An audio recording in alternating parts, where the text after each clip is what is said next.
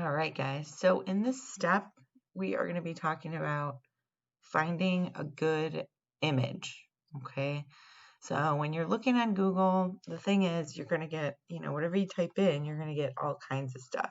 So there's ways to narrow it down that happen pretty quickly. First thing you're going to want to do is put in a term. It could be broad until you figure out exactly what you want to do. So for example, I can type in animal photography. Okay, you want to add the word photography at the end. And what that does is bring up better quality photos. So if I type in animal photography, you're going to see a couple things. I've got my images. There's some categories that I could click on to narrow it down a little bit, and there's probably more here. Okay. But the first thing I want to do is make sure I'm getting a high quality image. These images are preview state and they're quite small, right? If I were to click on any of these, they may or may not be of good quality. So before I fall in love with one and get dead set on like a picture that I want to do, I'm going to go ahead and sort of filter out any of the small, low quality images. So I'm going to go to Tools up here at the top. And I'm also going to select Images here. Okay. I'm going to go to Tools. And then once I hit Tools, this little sub menu comes up. This is where you're going to go ahead to Size and Large.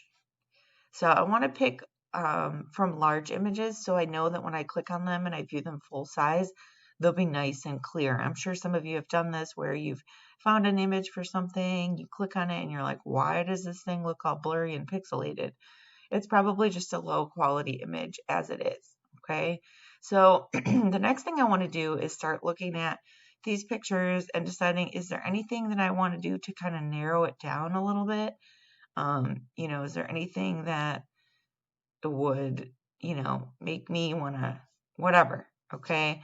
Now for my example, and I'm just going to stick with it, I have a horse in the slide. So I'm going to go ahead and type in horse photography. And again, I'm going to go to Images, Tools, Large. Okay. And you can see my image here.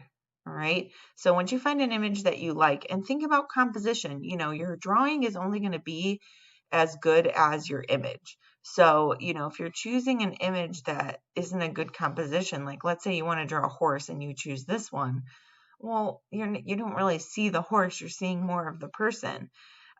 Same with this one. It's so dark, right?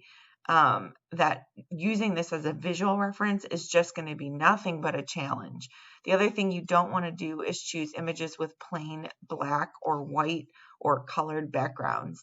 While they are cool as far as photography goes, for a drawing reference, for a drawing or a painting or whatever, they're not very interesting because this is all just going to look empty. Okay, so you can see here there are some stock images, but this one would be a little better. There's a background here and it's just a little bit more interesting to look at. Okay, the other thing you want to do is filter out, you want to do photography.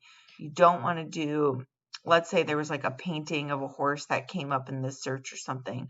We are looking for an image, a high resolution image of something real in the world. Could be anything, could be a car, could be pizza, whatever. Okay.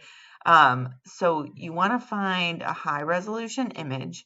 Once you find one, you're going to go ahead and click on it. And you can see here that a little bigger version comes up. You're going to go ahead and click on this. And you should be able to end up at the site where the full resolution image is. If you save this version or you save the small version, that's all you're getting is that small version. When you go to make it bigger, it's going to look pixelated. So you have to kind of make your image bigger. I'm going to go ahead and click and hit Save Image As. Okay.